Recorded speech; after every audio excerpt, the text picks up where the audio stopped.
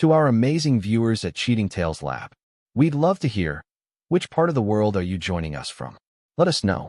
Now, let's dive into today's story. Chapter 1. The Foundation Cracks. Frederick Wood stood in his study, looking at the framed photo of his late wife Rosa and their young son Garrett at the county fair. 23 years had passed since that picture was taken, and the smiling boy in the photo bore no resemblance to the man his son had become. At 62, Fred had built Wood Security Solutions from nothing into a multi-million-dollar enterprise. His background in Army intelligence had served him well in the private sector, developing cutting-edge surveillance systems for corporate clients and wealthy individuals. His own estate was a fortress of hidden cameras, motion sensors, and silent alarms, a testament to both his profession and his growing paranoia about his only child. Rosa's death from cancer 5 years ago had changed everything. Without her gentle influence, Garrett had spiraled into a world of expensive habits, dangerous friends, and mounting debts. The sweet boy who once helped his father install security cameras had transformed into a volatile stranger who saw his inheritance as his birthright, regardless of how he treated his father. Fred's fingers traced the edge of his desk where a letter from his lawyer Cecil Hancock lay open. The private investigator's report made for grim reading. Garrett owed $60,000 to various creditors, including some unsavory characters. His son's friends, Nick Cooley and Wayne Donahue, had criminal records ranging from assault to drug dealing. The three had been overheard at Mickey's bar discussing how Garrett's old man needed to hurry up and kick the bucket. The irony wasn't lost on Fred. He'd spent decades protecting other people's assets, yet his own son viewed him as nothing more than an obstacle to wealth. The boy didn't know that every room in the house was monitored, every conversation recorded. Fred's security system wasn't just about protecting his home.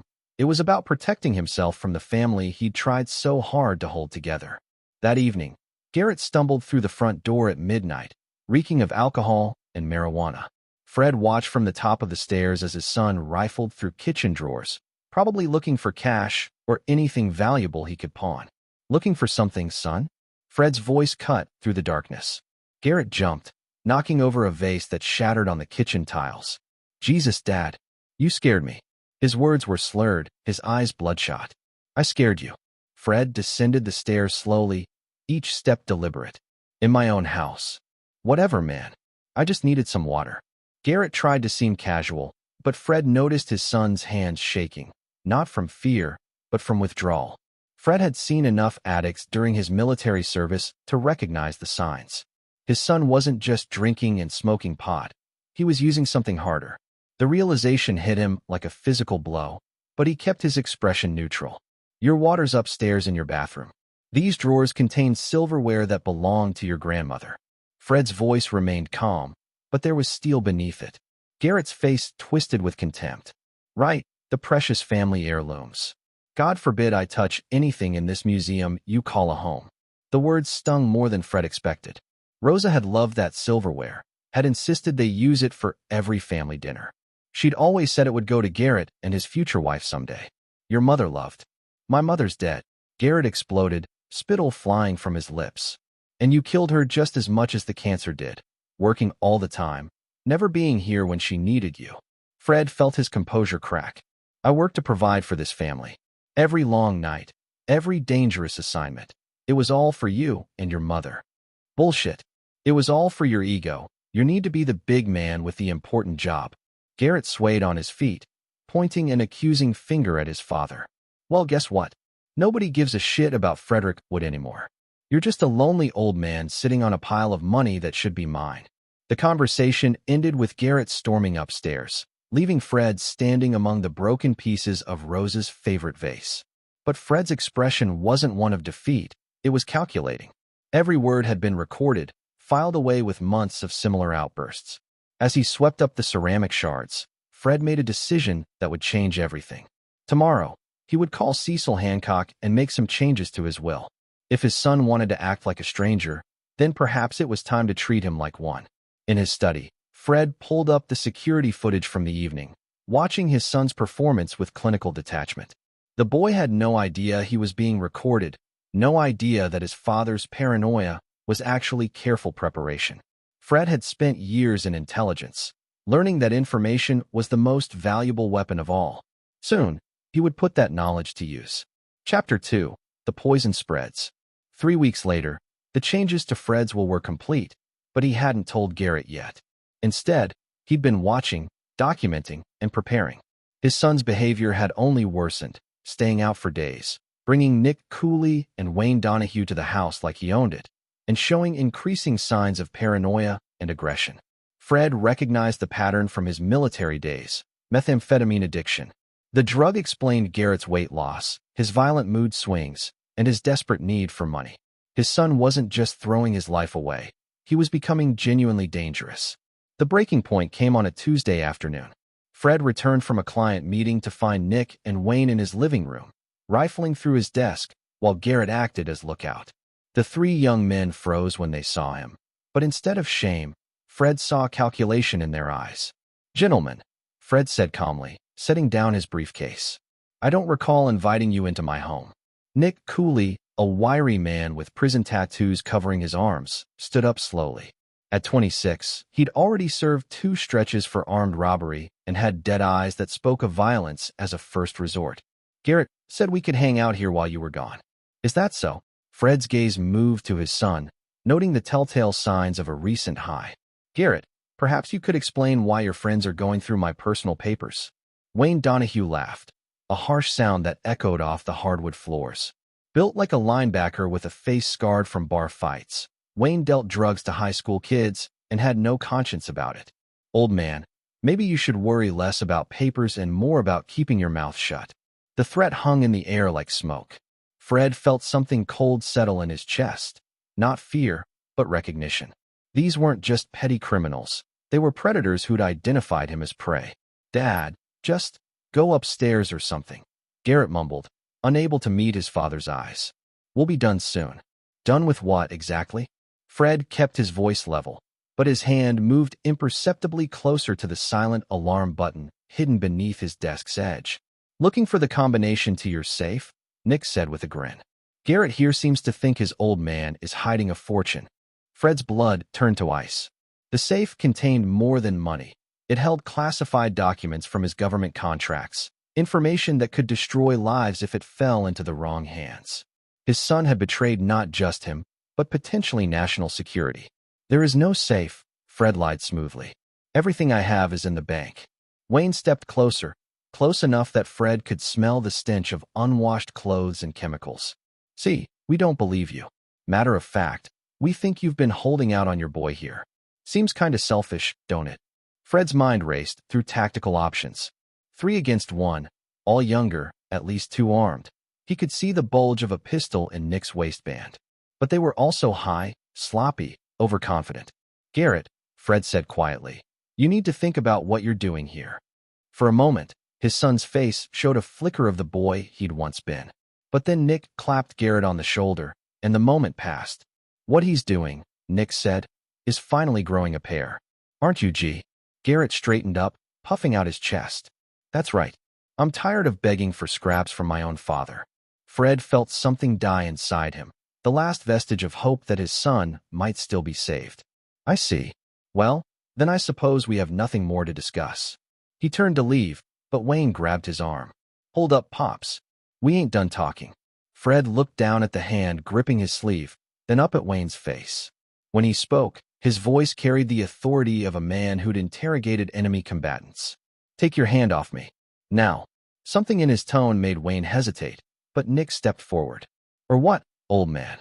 You gonna call the cops on your own son?" Fred smiled, a cold expression that made all 3 young men take a step back. "No, I'm going to give you exactly what you deserve." He walked upstairs without another word, leaving them confused and angry. But Fred wasn't retreating. He was positioning himself at his command center, where every camera feed, every recording device, and every alarm system could be controlled. As he settled into his chair and began typing on his encrypted laptop, Fred felt a familiar calm descend over him. It was the same feeling he'd had before dangerous missions in Afghanistan. The clarity that came when survival depended on being smarter and more ruthless than the enemy. His son had made his choice. Now Fred would make his. From his window, he watched the 3 young men finally leave, stealing a silver candlestick on their way out. The theft was captured in high definition from 4 different angles, along with their earlier conversation about the safe. Fred opened a secure communication line to a contact at the FBI, a former colleague who specialized in domestic terrorism and drug-related crimes. It was time to remind Garrett and his friends that Frederick Wood wasn't just a lonely old man with money. He was a professional who'd spent decades learning how to destroy people who threatened everything he held dear. Chapter 3: The Last Straw. The confrontation Fred had been dreading came 2 weeks later.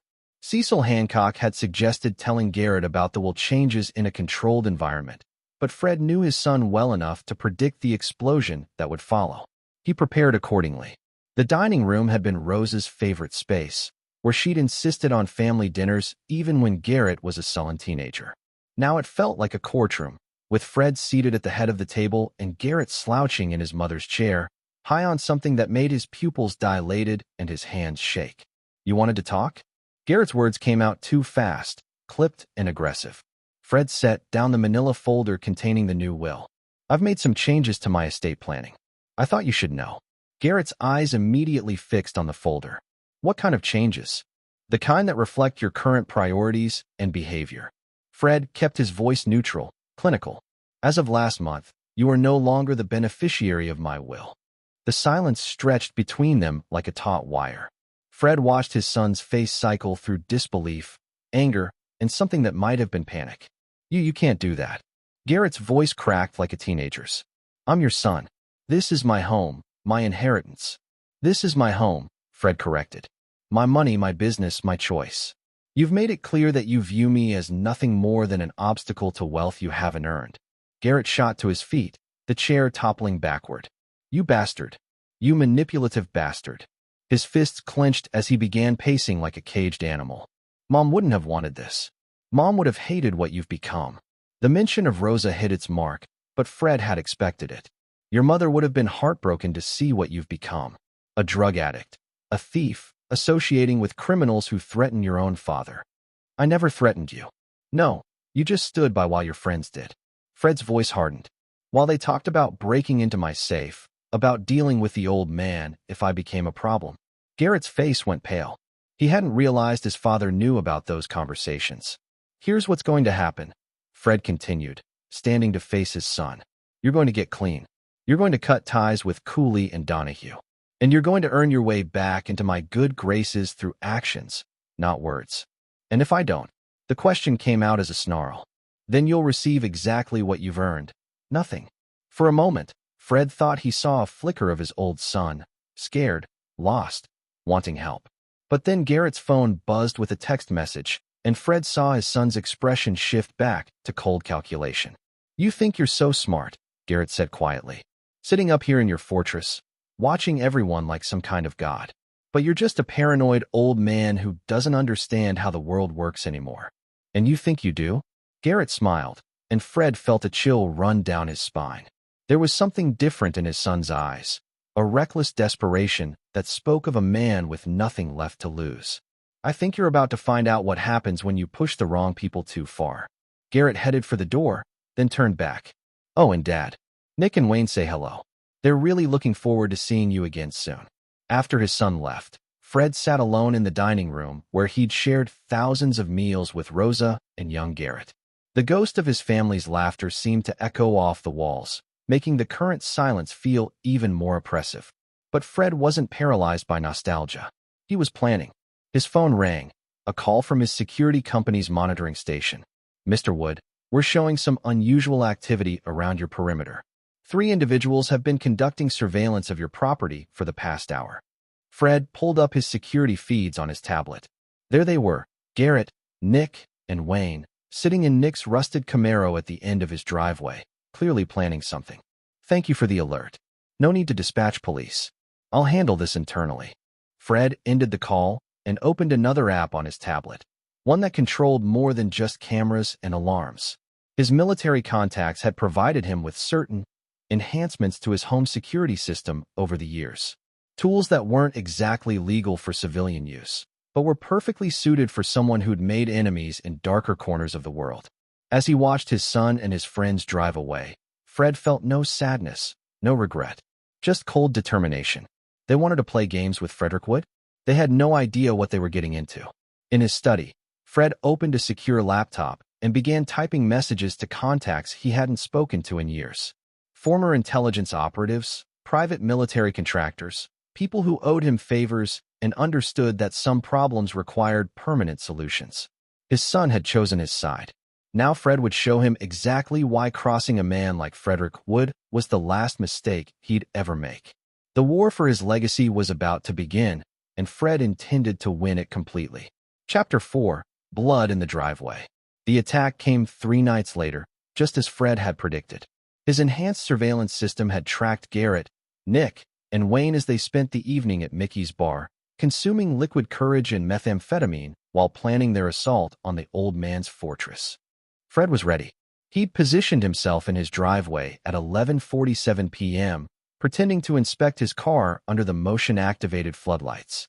To casual observers, he looked like a creature of habit, a cautious older man checking his vehicle before bed. In reality, he was placing himself in the optimal position for the security cameras to capture what he knew was coming. The crunch of gravel announced their arrival. 3 figures emerged from the shadows beyond his gate, moving with the swagger of predators who thought they'd cornered easy prey. "Hey, Dad." Garrett's voice carried across the darkness, slurred by chemicals and rage. "Time for that family meeting you wanted." Fred straightened slowly, his body language conveying surprise and fear, emotions he didn't feel but needed his audience to believe. "Garrett, what are you doing here so late?" "Funny thing about wills," Nick coolly called out, his prison tattoos visible in the harsh light. "Turns out they don't mean shit if the person who wrote them has an accident."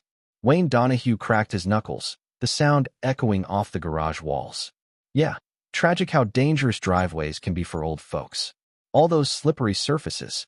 Fred took a step back, playing his role perfectly. "Son, please. We can talk about this tomorrow when you're sober." "I'm done talking." Garrett's composure cracked completely.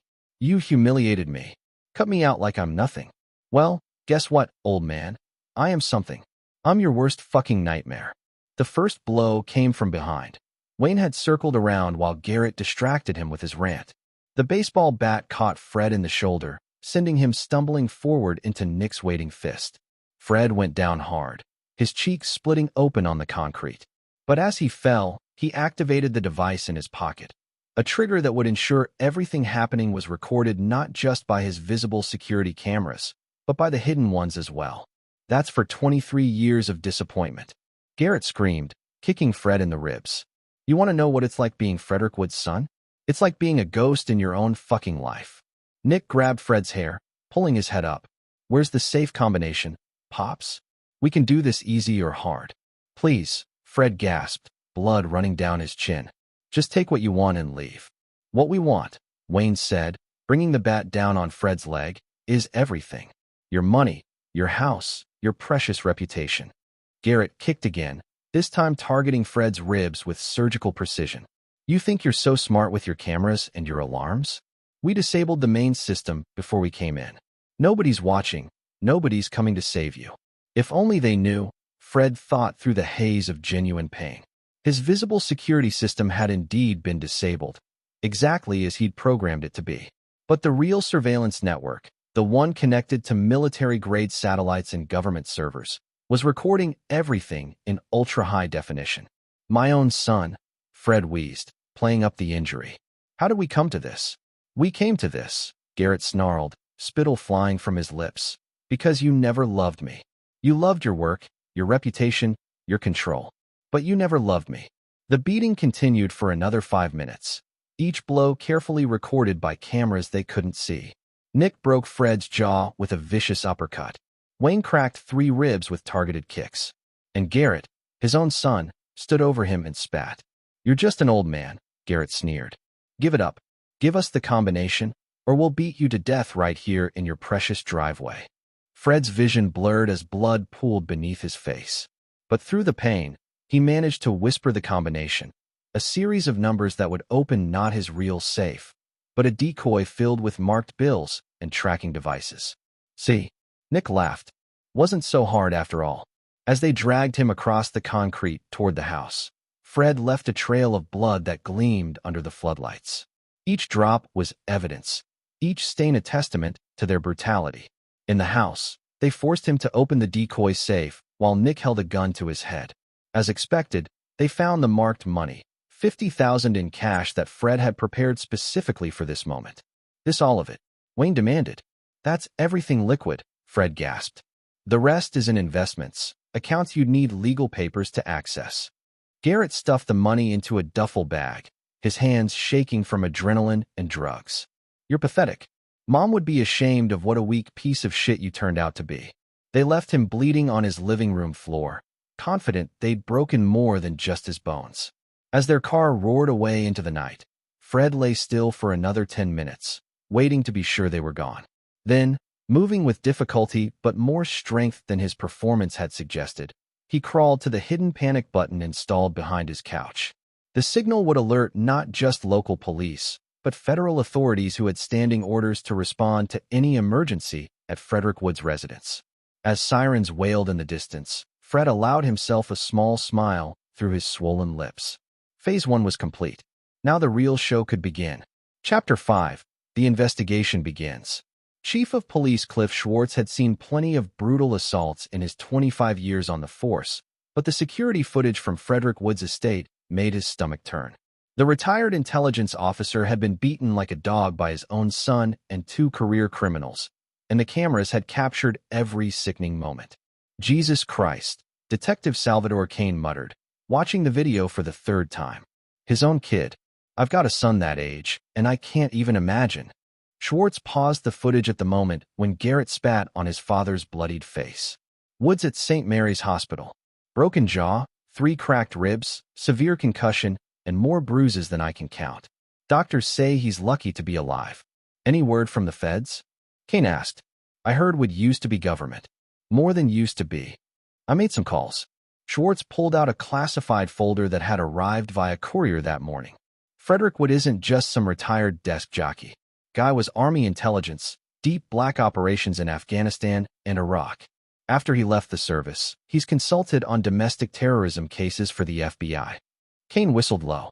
So beating the shit out of him was like assaulting a federal asset. Worse than that. Schwartz opened the folder, revealing photographs and documents marked with various classification levels.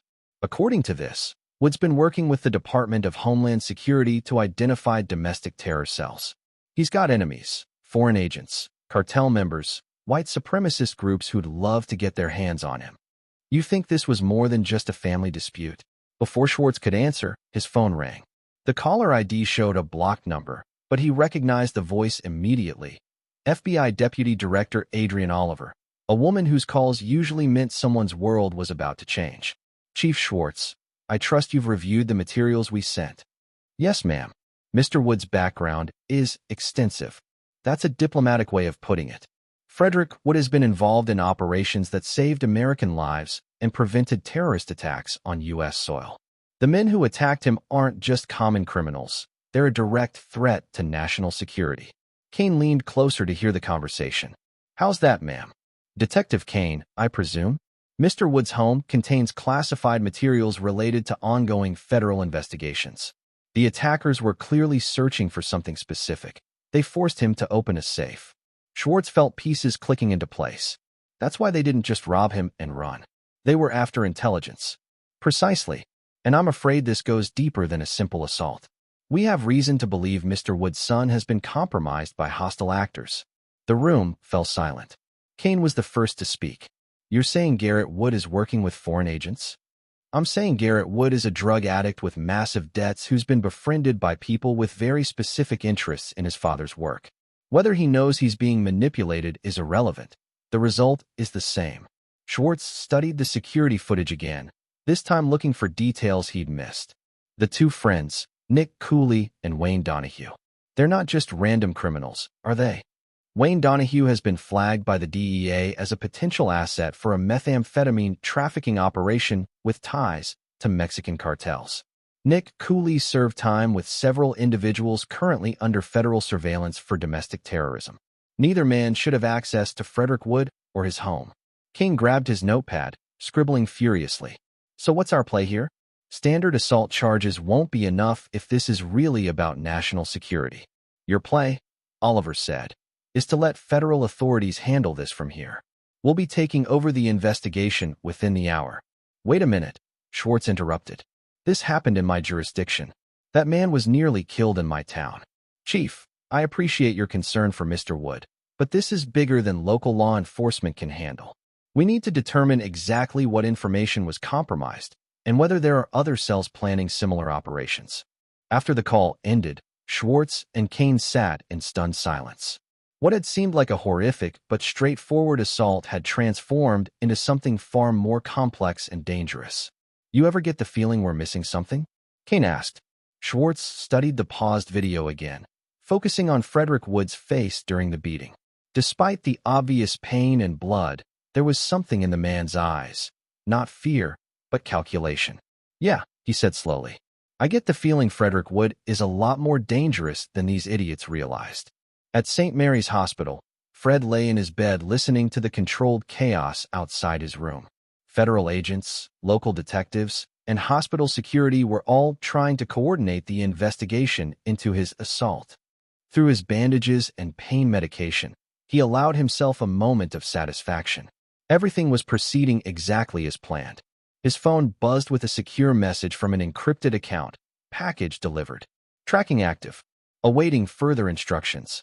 Fred deleted the message and closed his eyes, but not to sleep. He was planning the next phase of his revenge, one that would ensure Garrett and his friends faced consequences far beyond what any court could impose. They'd wanted to play with a dangerous man's family and livelihood. Now they would learn why Frederick Wood had survived 20 years in the world's most dangerous places. The hunt was just beginning. Chapter 6. What the Cameras Saw. 3 days after the assault, Fred was released from the hospital into federal protective custody. Deputy Director Oliver had insisted on the precaution, claiming credible threats against his life from hostile foreign elements. In reality, Fred had requested the protection himself, not from external enemies, but to ensure he had uninterrupted time to implement the next phase of his plan. The safe house was a nondescript ranch home in the suburbs, staffed by 2 federal agents who believed they were protecting a valuable intelligence asset. What they didn't know was that their principal was using the secure internet connection and encrypted communications to activate networks they couldn't imagine. Mr. Wood, Agent Francine Barnett said, entering the living room with a steaming mug of coffee. Deputy Director Oliver is here to review the additional security footage. Fred looked up from his laptop, careful to appear frail and grateful rather than calculating. Additional footage? Oliver entered carrying a briefcase that probably cost more than most people's cars. Her expression was grim. We've enhanced the recordings from your security system. What we found changes everything. She opened the case, revealing a tablet loaded with video analysis software. Your attackers were clearly searching for something specific, but what's interesting is what they did after they thought they'd left. The enhanced footage showed Nick's car returning 20 minutes after the initial assault, parking just outside the range of the main cameras. Through thermal imaging and satellite enhancement, they could see all 3 men exit the vehicle and approach the house again. They came back, Fred said, allowing surprise to color his voice. They came back, and they had electronic equipment with them. Oliver zoomed in on Nick coolly carrying what appeared to be a tablet and wireless scanner. They were attempting to access your computer systems remotely. Fred felt genuine alarm. If they'd actually managed to breach his secure networks. But then he remembered the safeguards he'd installed. Any unauthorized access attempt would trigger not just alerts, but active countermeasures. Did they succeed? That's what's truly disturbing. Oliver switched to another video feed, this one from a traffic camera half a mile away. Watch what happens at exactly 12:47 a.m. The timestamp showed Nick's car speeding away from Fred's neighborhood, but instead of heading toward town, it veered erratically before crashing into a light pole. The 3 occupants stumbled out, clearly disoriented and panicked. Your son called 911 from a payphone 15 minutes later, claiming someone was trying to kill them. He was hysterical, paranoid, convinced they were being hunted. Fred kept his expression neutral, but inside he was pleased. The countermeasures had worked exactly as designed. A feedback loop that sent disabling signals to any device attempting unauthorized access. The psychological effects were an added bonus.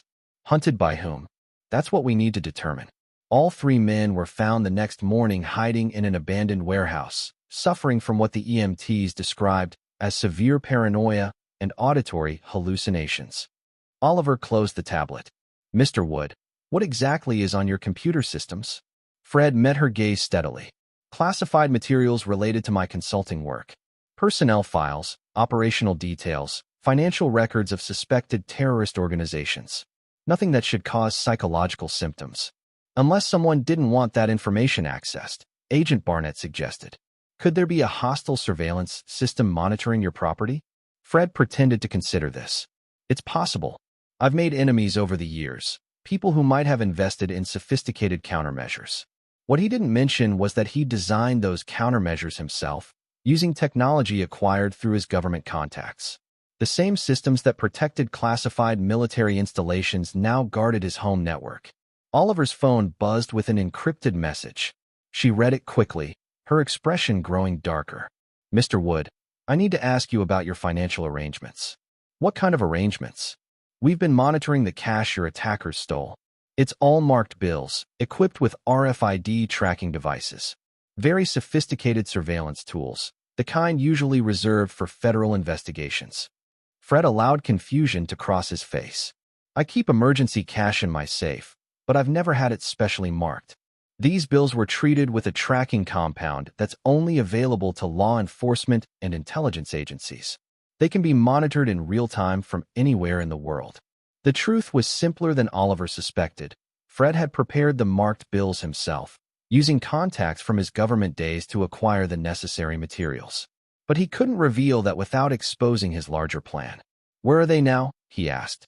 Oliver pulled up a map on her tablet, showing 3 pulsing red dots spread across the city. "Your son is at a motel on the east side.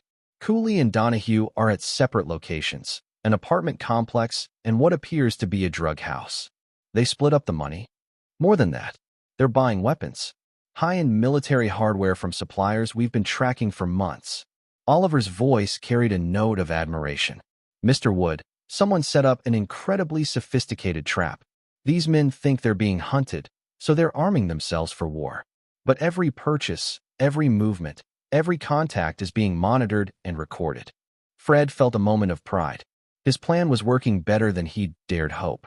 "The question is," Oliver continued, "who's running this operation? And why does it feel like your attackers are being herded towards some kind of confrontation?" Fred met her eyes with the steady gaze of a man who'd spent decades keeping secrets. "Deputy Director, I've been out of the intelligence business for years. If someone is using my assault as part of a larger operation, I'm as much in the dark as you are." It was technically true. He wasn't in the intelligence business anymore. He was in the revenge business, and business was about to get very good. Chapter 7. The Master's Design. While federal agents debated the mysterious surveillance network monitoring his attackers, Fred was implementing the final phase of his revenge from the safety of his protective custody. The secure laptop provided by the FBI was adequate for routine communication, but Fred's real work happened on a ruggedized military tablet hidden in his personal effects. Through encrypted channels, he contacted Mickey Shea, a former Special Forces operative who now ran a private security firm specializing in conflict resolution. Mickey owed Fred a considerable debt. Fred's intelligence had saved Mickey's unit from a Taliban ambush in Kandahar, and that kind of obligation never expired. "Been wondering when you'd call on that marker," Mickey said during their secure video conference. "Heard through the grapevine that someone worked you over pretty good." Fred touched his still-swollen jaw. "My own son, actually, along with 2 career criminals who thought they could ransack my home with impunity." "Jesus, that's harsh, even by our standards." Mickey's scarred face showed genuine sympathy. "What do you need?" "Justice that the courts can't provide." Fred pulled up files on his tablet. "I'm sending you dossiers on 3 targets. They're armed, paranoid, and convinced they're being hunted by unknown enemies." Mickey scanned the documents, his expression growing interested. "Nick Cooley, Wayne Donahue, Garrett Wood. The kid's your son. He stopped being my son when he chose to associate with predators and point them at his own father." Fred's voice carried no emotion, but Mickey recognized the tone. It was how soldiers talked about enemy combatants. "What's the play?" Fred outlined his strategy. Instead of killing his targets directly, he would manipulate them into destroying each other. The marked bills they'd stolen were broadcasting their locations in real time, but they were also programmed to emit false signals designed to make each group believe the others were tracking them. Psychological warfare. Mickey nodded appreciatively. Make them see ghosts until they start shooting at shadows. Precisely. But I need someone to add physical pressure at key moments. Nothing traceable, nothing that could be connected to me. Just enough contact to push them toward paranoid conclusions. Mickey pulled up tactical maps on his own system. I've got 4 operators in the area, all with clean records and plausible cover identities. When do you want this to start? It already has. Fred switched to a live surveillance feed showing Garrett pacing frantically in his motel room, clutching a newly purchased assault rifle. The psychological conditioning has been ongoing for 72 hours. They're primed for violence. They just need proper direction. Over the next 6 hours, Mickey's team implemented Fred's plan with military precision. A black SUV followed Nick coolly for 3 blocks before disappearing into traffic, leaving him convinced he was under surveillance. Wayne Donahue's drug house received a series of anonymous phone calls with no one on the other end, the calls coming exactly 30 minutes apart to suggest organized stalking. Meanwhile, Garrett's paranoia reached a crescendo when he discovered that someone had been in his motel room while he was out buying ammunition. Nothing was stolen, but personal items had been moved with deliberate obviousness. His toothbrush in the wrong position, his clothes refolded differently, his gun case opened and closed. The psychological pressure had the desired effect. By evening, all 3 men were convinced they were being hunted by professional killers, and each suspected the others of betraying their location. Fred watched it unfold through multiple surveillance channels, feeling the same cold satisfaction he'd experienced during successful operations in Afghanistan. The enemy was behaving exactly as predicted, responding to stimuli like laboratory animals. Phase 2 tomorrow? Mickey asked during their evening briefing. Phase 2 tonight, Fred corrected. I'm accelerating the timeline. At 11:30 p.m., Garrett received a text message from an untraceable phone. Your friends sold you out. They're coming for you tonight. Room 247 has a clear line of sight to your window. The message was calculated to trigger maximum paranoia. Room 247 was occupied by an elderly couple who'd chosen that moment to watch late-night television by the window. To Garrett's drug-addled mind, their silhouettes looked like snipers preparing for a shot. Similar messages went to Nick and Wayne, each designed to convince them that the others were part of the conspiracy against them. At 11:45 p.m., Garrett called Nick in a panic. They're here, man. I can see them watching my room. What are you talking about? Nick's voice was tight with his own paranoia. Nobody knows where you are except. He stopped, the implication hanging in the air. Except you, Garrett finished. You told them, didn't you? You sold me out. I didn't tell anybody shit. But if someone knows where you are, maybe you're the one who. The call ended abruptly. Within minutes, both men were arming themselves and preparing for war against enemies they couldn't identify but were certain were coming. Fred closed his surveillance feeds and allowed himself a rare smile. Tomorrow, the newspapers would report a tragic confrontation between drug dealers and criminals. Federal authorities would credit sophisticated surveillance techniques for tracking the perpetrators of his assault. No one would suspect that Frederick Wood, lying in his protective custody hospital bed with a broken jaw and cracked ribs, had orchestrated the entire operation from the shadows. His son had wanted to play dangerous games with dangerous men. Now he would learn that some games end with death, and the house always wins. Chapter 8. The Trap Springs. The warehouse district at 3 a.m. was a maze of shadows and abandoned industrial buildings. Perfect terrain for what Fred had planned. Through his surveillance network, he watched 3 desperate men converge on the location where they believed their salvation waited, unaware they were walking into the culmination of his revenge. Garrett arrived first, his stolen Camaro weaving erratically through the empty streets. The assault rifle across his lap caught the streetlight as he parked behind a defunct textile factory, positioning himself where he could watch the approach roads. Fred's psychological conditioning had worked perfectly. His son was convinced that professional killers were closing in, and his only hope was to eliminate the traitors who'd exposed his location. Nick coolly came from the east, driving a pickup truck he'd stolen from a construction site. He'd spent the last hour convinced that Garrett and Wayne had made a deal with whoever was hunting them, trading his life for their own freedom. The pistol in his waistband was loaded with hollow-point bullets designed to cause maximum damage. Wayne Donahue approached on foot, having abandoned his car after believing he'd spotted surveillance teams. The paranoia had pushed him beyond rational thought. Every shadow contained enemies. Every sound was a threat.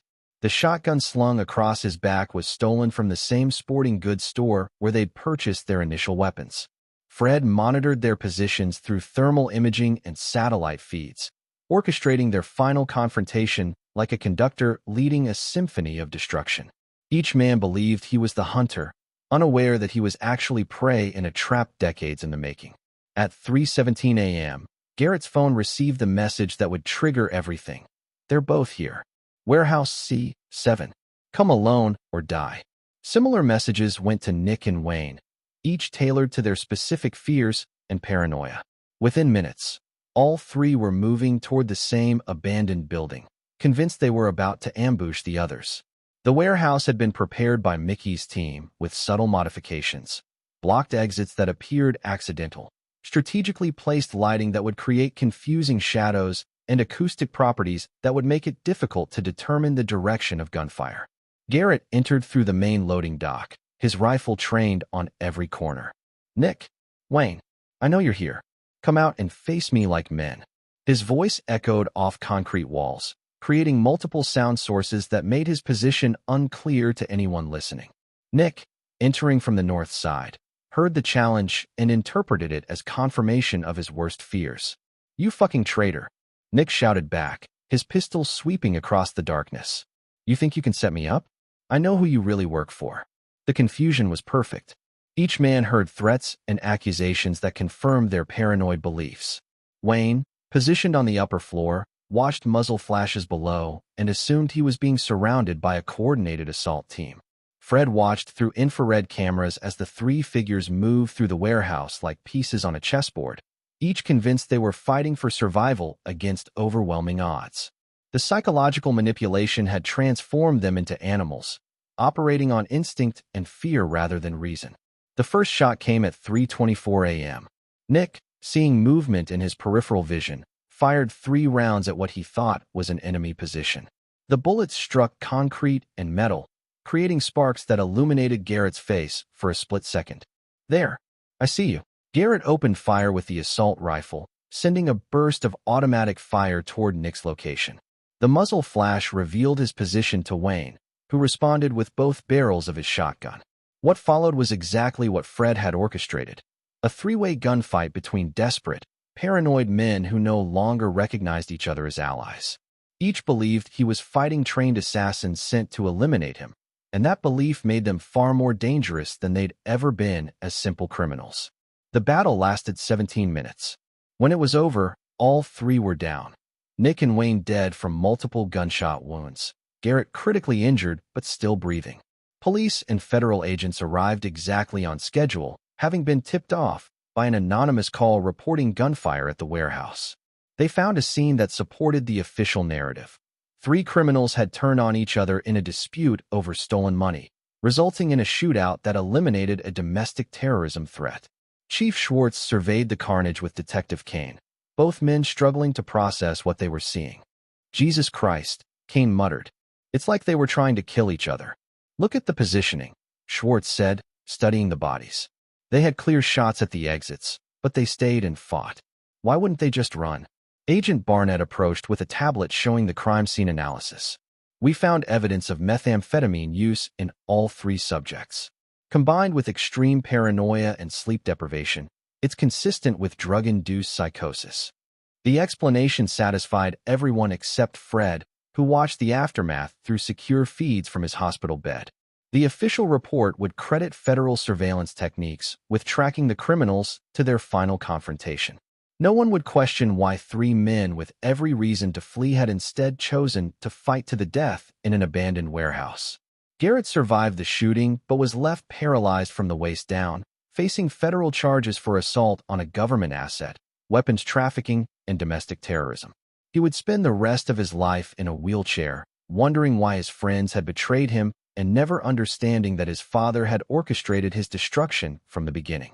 Fred closed his surveillance feeds and deleted his encrypted communications. The network that had tracked his attackers would disappear into government databases, its true purpose buried under layers of classification. His son had wanted to be dangerous. Now he was dangerous to no one.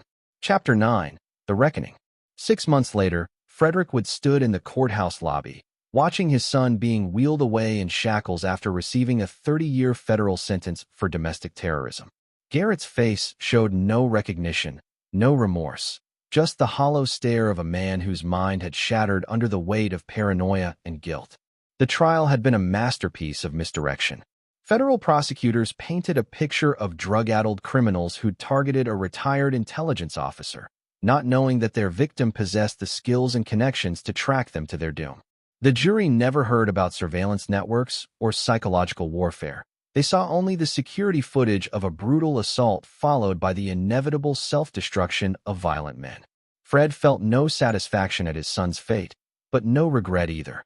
Garrett had made his choice when he brought predators to their family home, when he'd spat on his father's bloodied face and threatened everything Fred held dear. "Mr. Wood," Deputy Director Oliver approached, her expression unreadable. "How are you holding up?" "As well as can be expected." Fred's jaw had healed crookedly, giving his face a slightly asymmetrical appearance that somehow made him look more dangerous than before. "Justice has been served." "Yes, it has. Though I have to admit, the whole case still puzzles me." Oliver studied his face carefully. 3 experienced criminals, armed and desperate, choosing to fight each other instead of escaping. It's almost like they were manipulated into destroying themselves. Fred met her gaze steadily. "Desperation makes people do irrational things, Deputy Director. Add methamphetamine psychosis to the equation, and any outcome becomes possible." Indeed, though the surveillance technology that tracked them was remarkably sophisticated. Military-grade equipment, the kind usually reserved for foreign intelligence operations. "I wouldn't know anything about that." Fred adjusted his tie, preparing to leave. "I'm just a retired consultant who was fortunate that law enforcement had the tools necessary to bring my attackers to justice." Oliver nodded, but Fred could see the calculating look in her eyes. She suspected the truth but could never prove it, and more importantly, would never want to. The official story served everyone's interests. Federal agencies looked competent, dangerous criminals were eliminated, and a valuable intelligence asset had been protected. The truth, that Fred had manipulated his own son and his associates into mutual destruction using psychological warfare techniques learned in America's Shadow Wars, would remain buried in classified files that would never see daylight. As Fred walked toward the courthouse exit, he passed Rosa's gravesite memorial wall where her photo smiled down at him with the same gentle expression she'd worn in life. For a moment, he imagined what she would think of what he'd become, what he'd done to their son. But Rosa was gone, and the world was exactly as dangerous as Fred had always known it to be. He'd spent decades protecting his country from enemies who would use any weapon, exploit any weakness, to destroy what he held dear. When those same enemies had emerged from within his own family, he'd responded with the same ruthless efficiency that had kept him alive through 20 years of black operations. Outside the courthouse, Cecil Hancock was waiting by Fred's car. The lawyer looked older, more haggard than when this had all begun. "The estate matters are settled," Cecil said quietly. "Your son's legal fees exhausted what remained of the trust fund Rosa set up for him. There's nothing left." Fred nodded. He'd expected as much. "And the house?" "The security systems have been upgraded according to your specifications. Military contractors installed additional countermeasures while you were in protective custody." Cecil paused. "Fred, I have to ask, are you planning to return to your old line of work?" Fred smiled, the expression not reaching his eyes. "I never left it, Cecil. I just changed my client list." As Fred drove through the city where he'd built his life with Rosa and raised his son, he reflected on the lessons learned. Trust was a luxury he could no longer afford. Family was a weakness that enemies would exploit without hesitation. And revenge, properly executed, was indistinguishable from justice. His phone buzzed with a secure message from Mickey Shea, "New contract available. Domestic situation, hostile family members threatening client assets." Interested, Fred deleted the message without responding, but made a mental note to call Mickey later. Word was apparently spreading through certain circles that Frederick Wood was available for specialized consulting work, the kind that solved problems permanently while leaving no official trace. At 63, most men his age were planning retirement, spending time with grandchildren, enjoying the fruits of their labor. But Fred had no grandchildren, no family left to protect or disappoint him. What he had was skills honed by decades of violence and a complete understanding of how to destroy people who threatened what mattered to him. His son had called him a paranoid old man who didn't understand how the world worked. The irony was perfect. Garrett had never understood how the world really worked, never grasped that some men were forged by experiences that burned away weakness and left only predatory competence behind. Fred pulled into his driveway, noting the new motion sensors and infrared cameras that would track any approach to his home. The security upgrades were impressive, but the real protection came from his reputation. Word would spread through criminal networks that Frederick Wood's house was a place where stupid people went to die. As he entered his home, Fred paused in the doorway of his study where Rose's picture still sat on his desk. He touched the frame gently, the way he had every night for 5 years. "I kept our family safe," he said quietly. "Just not the way you would have wanted." Then he opened his secure laptop and began reviewing applications from potential clients who needed problems solved with the kind of finality that only Frederick Wood could provide. The war for his legacy was over. He had won completely. Now it was time to help others win theirs. This is where our story comes to an end. Share your thoughts in the comments section. Thanks for your time. If you enjoy this story, please subscribe to this channel. Click on the video you see on the screen, and I will see you there.